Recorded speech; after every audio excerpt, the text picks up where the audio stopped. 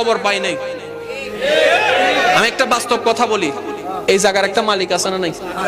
আছে না? উনি মারা গেলে ওনাকে এখানে কবর দিবে? কেন দিবে না? উনি তো জায়গার মালিক। তখন ওনার ছেলেরা বলবে, হ্যাঁ ওনাকে এখানে কবর দিব।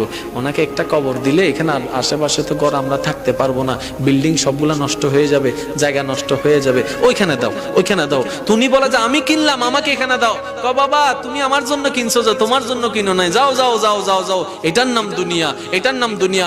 মনে রাখবেন, আপনি যদি আল্লাহর এবং নবীর প্রেমে যদি নিজের জীবনকে সাজাতে পারেন, যেই কবরের মধ্যে আপনাকে সবাই একা রেখে আসবে, সেই কবরে যখন আপনি অন্ধকার কবরে একদম একা হয়ে যাবেন, ভয়ে যখন তরতর করে কাঁপবেন, ডানে বামে কাউকে পাবেন না, সেই দিন আমার আল্লাহর রহমত বলবে, বান্দারে চিন্তা করিস না।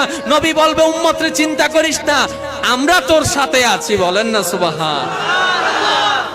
ওইটা চান, এটা চাইেন না। অনেক হয়েছে তো, আর কত?